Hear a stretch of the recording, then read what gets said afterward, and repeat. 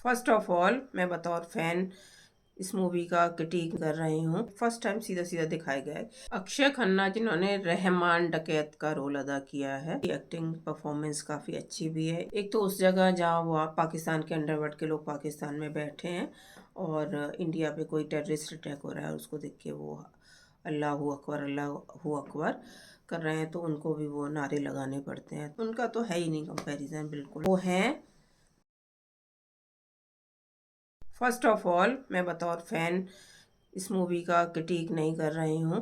Fan मैं हूँ भी नहीं किसी खास की, और ये मुझे हेल्प करता है कि मैं खुली आंखों से देख पाऊँ किस एक्टर ने अच्छा काम किया, स्टोरी लाइन कितनी रेलिवेंट है और कितनी असलियत है। कोई भी मूवी हो उसमें कितना रियलिटी का हिस्सा है, कितना उसमें फिक्शनल है। बहुत मन कर रहा था कि धुरंधर का रिव्यू तुरंत शूट करके आपके सामने लेके आऊँ, लेकिन हो नहीं पा रहा था। लेकिन आज मैं बैठ ही गई हूँ और हालत अभी भी ऐसी हो रही थी कुछ कुछ देर पहले, लाइक दिस के झूल रही थी, जैसे कि वो है ना मूवी में उज़ैर बलोच जब हो जाते हैं ऐसे। और रणवीर सिंह जो है उनकी, वो ज़्यादा नहीं बता रही जिसने नहीं देखा है। तो अब वैसे हालात काबू में हैं और मैंने बना ली है कॉफ़ी। जैसे नहीं नहीं, ब्लैक कॉफ़ी नहीं है, जैसे फिल्म की थीम ग्रे है वैसे मैंने भी कॉफ़ी थोड़ी ग्रे स्टोन में बनाई है।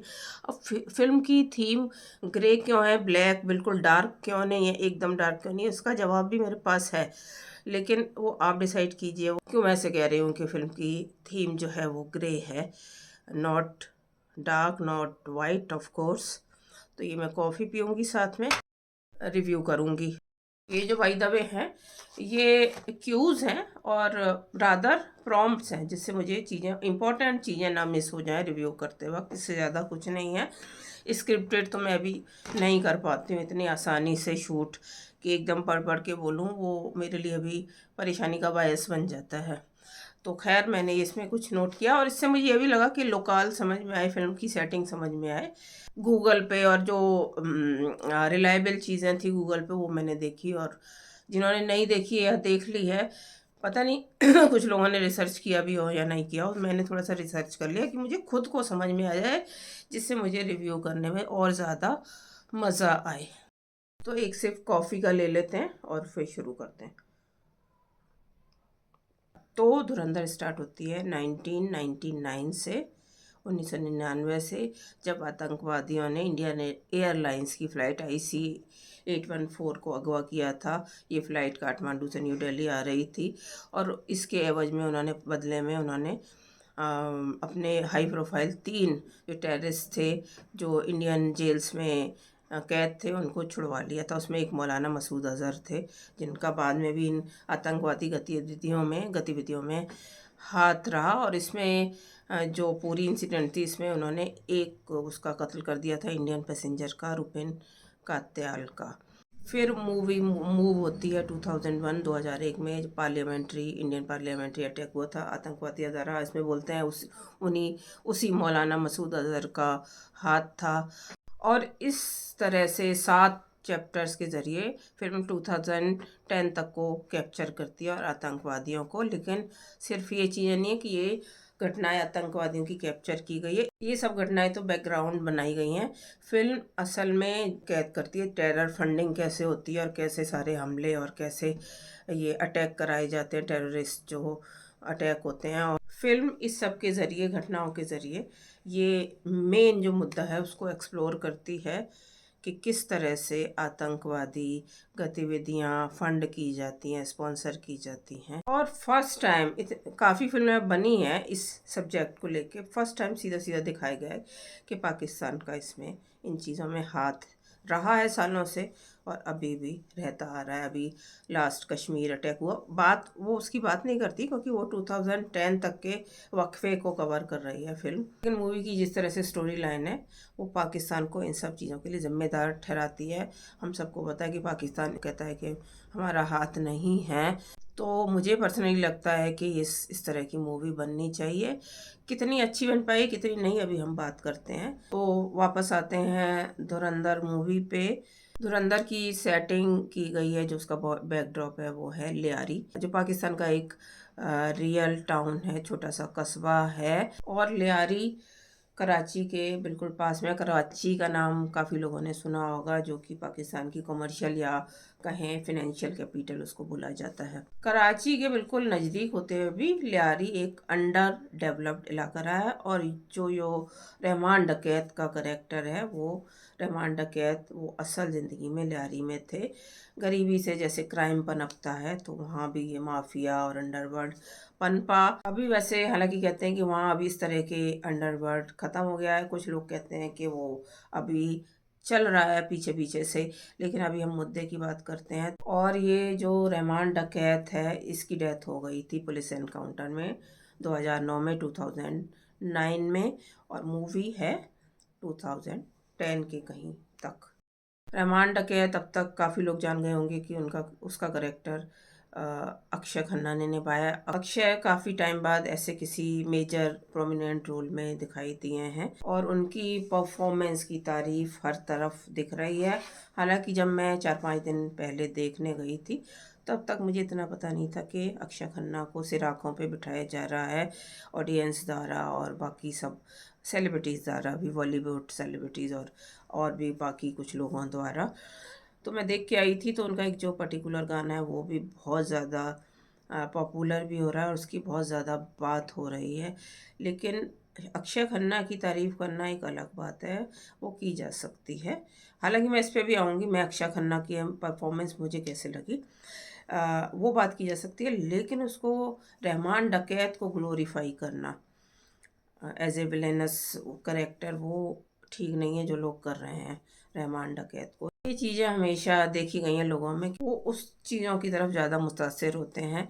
हाँ, अगर अक्षय खन्ना की बात करें तो अक्षय खन्ना की एक्टिंग, अभी बात करते हैं उसके बारे में। तो इन सब के ज़रिए दिखाया गया है कि पाकिस्तान का माहौल क्या है, वहाँ टेररिज्म कैसे फल फूल रहा है और वो कैसे कोशिश कर रहा है कि इंडिया को बर्बाद किया जाए। मुद्दा वही आता है कश्मीर का। भड़ास उनकी कहीं ना कहीं है, वो निकालते हैं, वो कश्मीर की वजह से निकालते हैं। इस नोट पे मैं ये भी कह दूं कि अगर झगड़ा दोनों के बीच है, हालांकि मैं सोच रही थी इस पे अलग से एक वीडियो बनाऊंगी, ब्लॉग बनाऊंगी, लेकिन मैं यहीं साथ साथ बात करते जाती हूँ। रिव्यू के वक्त ही, रिव्यू ही है ना, आखिर ये समीक्षा ही तो कर रहे हैं अपन। तो एक सीधा सवाल उठता है कि दोनों के बीच डिस्प्यूट है कश्मीर को लेके।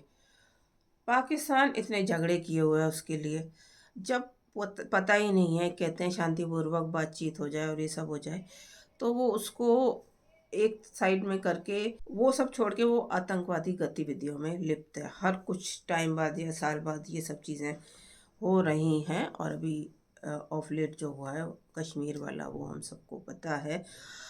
अच्छा, जब डिस्प्यूट दोनों के बीच है तो इंडिया के बीच भी है, इंडिया और पाकिस्तान के बीच है ज़ाहिराना तौर पे, तो फिर इंडिया उस तरह की चीज़ें नहीं कर रहा। हालांकि वो काफ़ी सालों से ये भी चल रहा है, इससे पहले जो इंडिया में जो गवर्नमेंट थी उसके टाइम से ये चल रहा है कि शांतिपूर्वक वार्तालाप करना चाहिए, बायलैटरल, और ये सब करना चाहिए। इंटरनेशनल फोरम्स पे भी बात हुई इसकी। लेकिन पाकिस्तान हर बार गच्चा दे के फिर वो कोई आतंकवादी घटिया काम करा देता है। पाकिस्तान की जो आर्मी है, फ़ौज है, वो इस तरह की चीज़ों में बहुत सालों से लिप्त है और अब आतंकवादियों को वही पनाह दे रही है। फौज के तो बड़े बड़े कारनामे हैं सालों से, लेकिन अब कुछ सालों से भारत के खिलाफ आतंकवादियों के सर पे उसी का हाथ है। तो ये सालों से चल रहा है कि आर्ट्स के ज़रिए, क्रिकेट के ज़रिए दोनों देशों में संबंध बने रहे। फिर कोई आतंकवादी घटना होती है, फिर ये हो जाता है। मेरे समझ से अब ये बाहर हो चुका है। और सबसे बड़ी बात जो मैं आप लोगों को करूँगी, मैं किसी को इंस्टिगेट नहीं कर रही, कुछ नहीं कर रही, इंसाइट नहीं कर रही, लेकिन तमीज़ से अगर उस तरह की चीज़ें नहीं हो रही हैं, बार बार पाकिस्तान और पाकिस्तान की फ़ौज ये सब कर रही है आतंकवादियों के ज़रिए, इंडिया में भारत में आतंक फैला रही है, तो उसका एक कड़ा जवाब होना चाहिए। दो तरफ़ा अप्रोच नहीं होनी चाहिए। हाँ, शांतिपूर्वक होना चाहिए। वो हर बार कर जाते हैं कुछ ना कुछ, इतने लोगों हलाक होते हैं, मौत होती है यहाँ पे, इतने सब नुकसानात होते हैं, लॉस हो, कितनी चीज़ें हो जाती हैं। मतलब उस समय सारे लोग हल्ला मचा रहे होते हैं कि ये हो गया, और बहुत सारी उन पे शोक प्रकट किया जाता है। इंडिया के लोग ज़ाहिर है सेलिब्रिटीज़ हैं, चाहे आम लोग हैं, सब लोग करते हैं। लेकिन फिर सालों से जो इस सरकार से पहले भी चला रहा था, मुझे लगता है कि उस तरह की लड़ाई का वैसे जवाब ना देके कुछ ना कुछ जवाब तो मिलना ही चाहिए।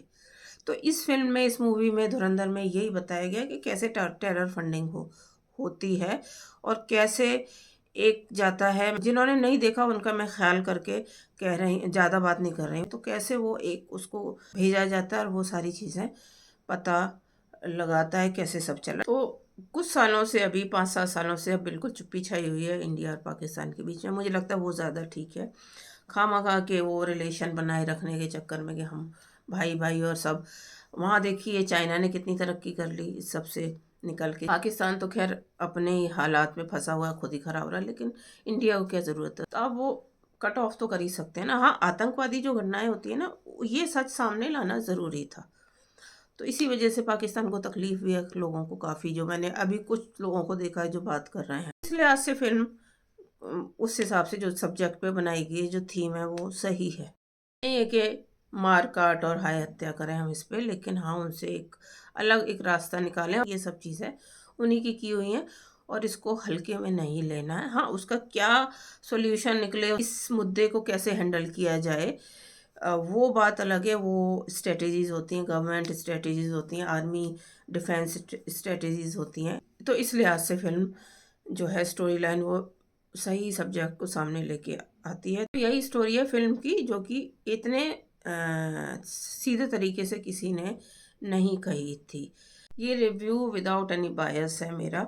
मैं जैसी चीज़ों को देख रही हूँ, धीरे धीरे धीरे करके, वैसे मैं सब आपको बता रही हूँ। लड़ाई झगड़े ना करके इसका कोई, भारत को एक सख्त सॉल्यूशन इसका निकालना चाहिए। तो खैर हम वापस आते हैं फिल्म की स्टोरी पे और फिल्म पे और एक्टर्स की परफॉर्मेंस पे और डायरेक्शन पे और बाकी सब चीज़ों। अक्षय खन्ना जिन्होंने रहमान डकैत का रोल अदा किया है, ठीक है, मुझे उनका कहीं से भी नहीं लगा कि कुछ उनको देख के कुछ खौफ पैदा हो रहा है या मीनेस एक होता है, वो मुझे नहीं लगा। वो जेंटल ही लगे। हाँ, रहमान डकैत जो असल में इंसान था, बाद में अंडरवर्ल्ड में आ गया था लियारी में, ठीक है, वो लाउड तो नहीं और ना वो डायलॉग डिलीवरी करेगा। वो एक गरीब इंसान था, धीरे धीरे अंडरवर्ल्ड में आया और फिर उसने एक बहुत बड़ी अपनी जगह बना ली अंडरवर्ल्ड में।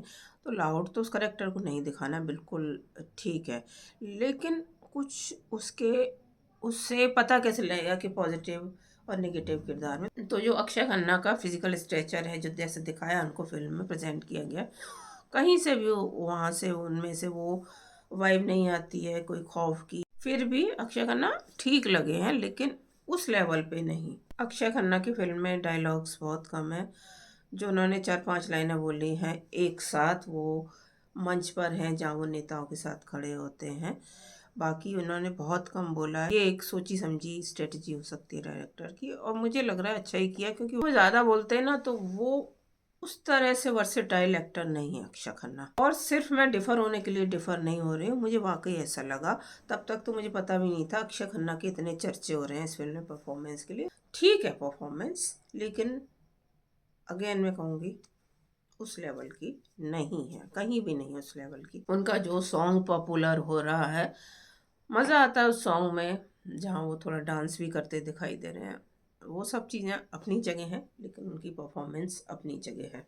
हाँ, अक्षय खन्ना का बस वो जो है ना, कर्व्ड स्माइल, स्मार्क, देखिए ये वाली यहाँ काम आ गई है। वो हर परफॉर्मेंस में ही होती है उनकी वो स्माइल, मतलब उनकी नेचुरली ऐसी स्माइल है मुझे लगता है।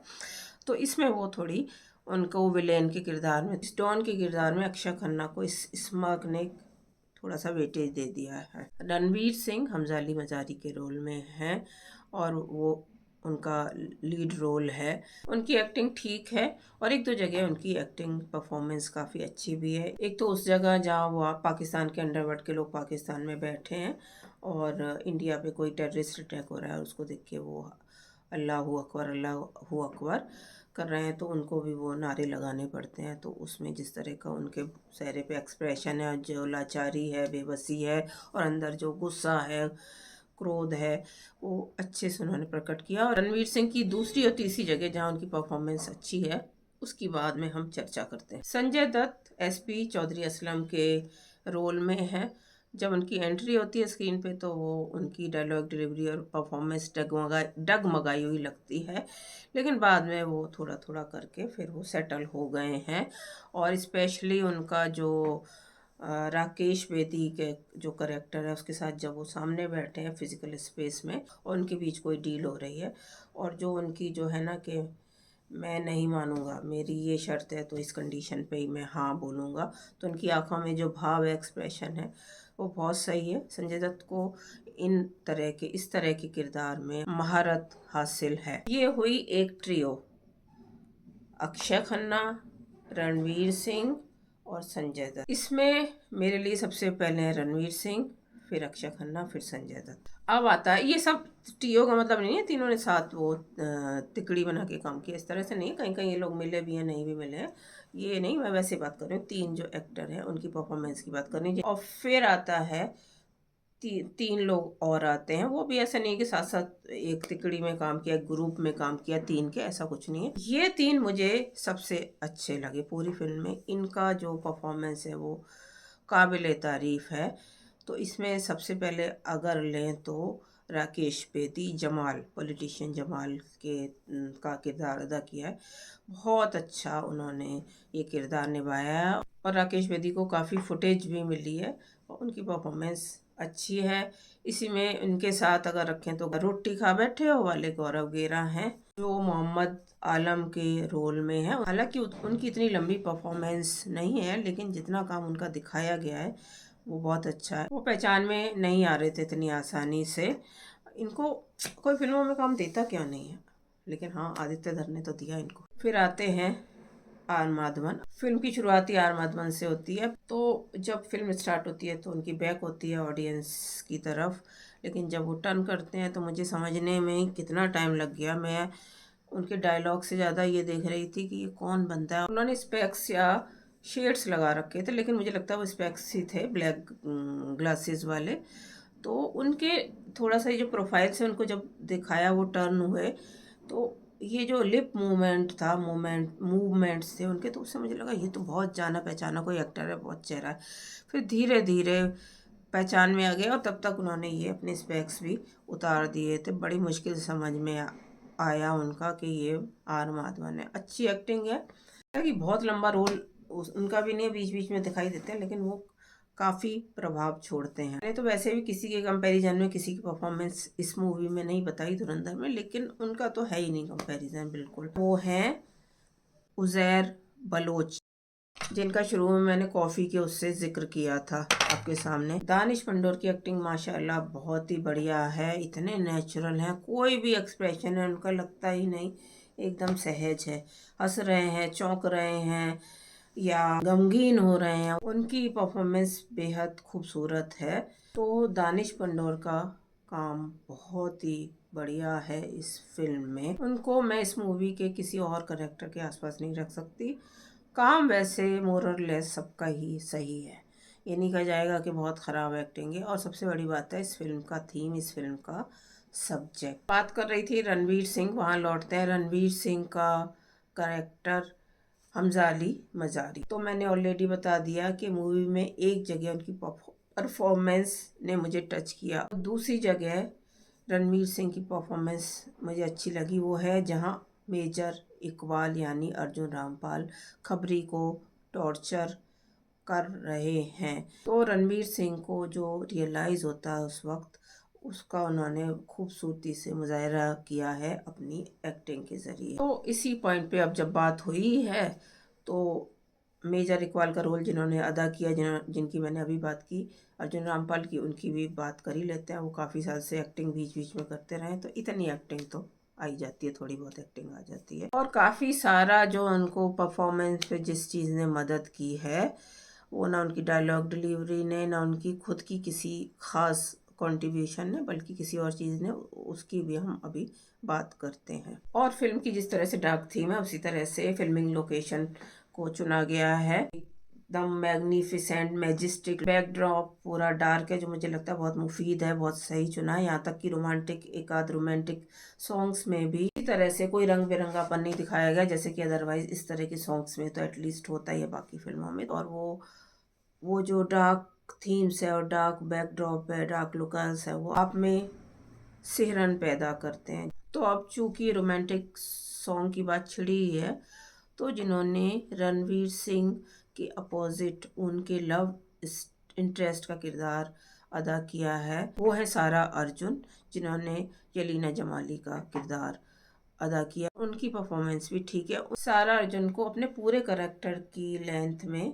फिल्म के बीच बीच में 2-3 इमोशंस में कम से कम स्विच होना था। उन्होंने वो ठीक से अपनी चीज़ें की हैं, वो परफॉर्मेंस उनकी ठीक है। जैसे फिल्म में जब उनका एंट्री होती है तो वो चुलबुली लड़की अच्छी लगी हैं, और जैसे जैसे उनका करेक्टर डेवलप होता है तो फिर वो थोड़ी संजीदा होती हैं, वो भी उनका ठीक है। और रणवीर सिंह और उनमें जो मूवी में एज गैप दिखाया गया है उसके चलते जो जिस तरह से वो खौफजदा होती हैं, थोड़ी सी इमेच्योर, और थोड़ा उनको समझ नहीं आता कि कैसे चीज़ों को हैंडल किया जाए, वो सारा अर्जुन ने एक हद तक काफ़ी अच्छे से परफॉर्म किया है। फिल्म का म्यूज़िक की बात करें तो जैसे कि एक तो अभी थोड़ी देर पहले मैंने बात की अक्षय खन्ना का जो सॉन्ग है वो किसी अरेबिक सॉन्ग पे बेस्ड है। वहाँ थोड़ा सा जो सेटिंग है वो थोड़ी ब्राइट भी है, लेकिन जो फिल्म का फर्स्ट सॉन्ग है, या बेहतर कहें कि वो कव्वाली है, रिमिक्स है पुरानी कव्वाली का। और इस रिक्रिएटेड कव्वाली को मैंने चलते फिरते सुना है यूट्यूब पे या इधर उधर कहीं चलते हुए, तो मुझे लगा कि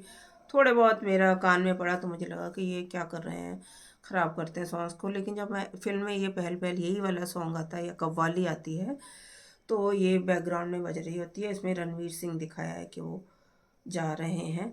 तो उसमें मैंने जो बात की थी, रणवीर सिंह जो हैं तीसरे में, जो मुझे बहुत अच्छे लगे। इसमें कुछ भी नहीं है ना, वो बोलते हैं, और ये कव्वाली चल रही है बैकग्राउंड में, बहुत खूबसूरत लगी है ये कव्वाली। तो जैसे जा रहे हैं उनके चेहरे पे जैसे भाव हैं, इंडिफरेंस और हर तरह के भाव हैं, कुछ कभी दुख के भी अंदर कुछ उनके पल रहा है इस तरह के, तो वहाँ भी रणवीर सिंह अच्छे लगे हैं।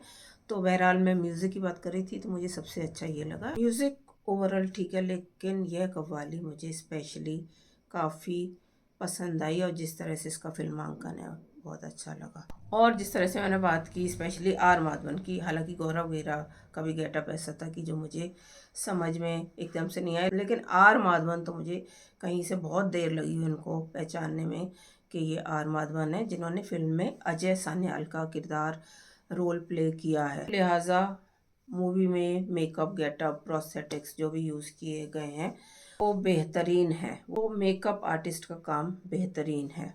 इस फिल्म के मेकअप आर्टिस्ट हैं प्रीतशील सिंह। मुझे नहीं पता और भी कोई है कि नहीं, लेकिन मेन मेकअप आर्टिस्ट यही हैं। और यहीं पे मैं यह कह दूं कि यही चीज़ ने अर्जुन रामपाल को काफ़ी मदद की है अपने करेक्टर में दिखने में। इस फिल्म के डायरेक्टर हैं आदित्य धर, राइटर भी वही हैं, प्रोड्यूसर्स हैं ज्योति देशपांडे, लोकेश धर और अगेन आदित्य धर।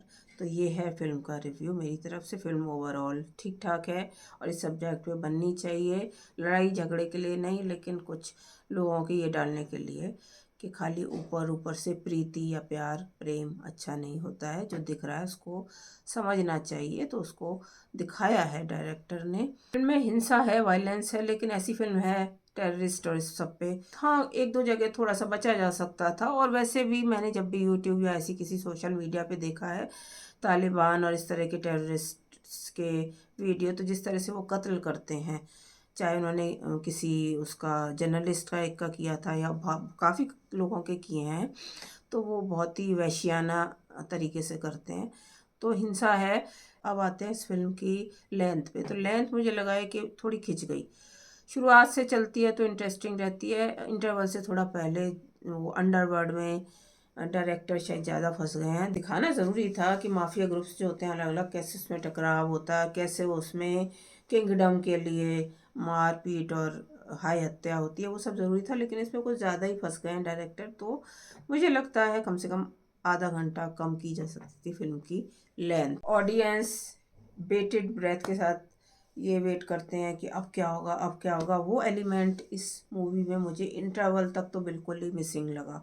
हाँ, इंटरमिशन के कुछ देर बाद फिर लगा, जब शुरू हुआ वो सीक्वेंस, चेज सीक्वेंस, फिर जो क्लोज कॉम्बैट और इस तरह का जो भी था, उसमें लगा कि क्या होने वाला, क्या होने वाला। चेज सीक्वेंस बहुत अच्छा था, और फिर बाद में जो है क्लोज कॉम्बैट वो भी लंबा है थोड़ा। और आदित्य धर ने फिल्म बीच में एकदम से छोड़ दी है, लेकिन ठीक है एक तरह से कहा जाए तो। और फिल्म का दूसरा पार्ट यानी धुरंधर का सीक्वल जो है वो मूवी के क्लाइमैक्स के बाद उसका ऐलान किया गया, वो है 19 मार्च 2026।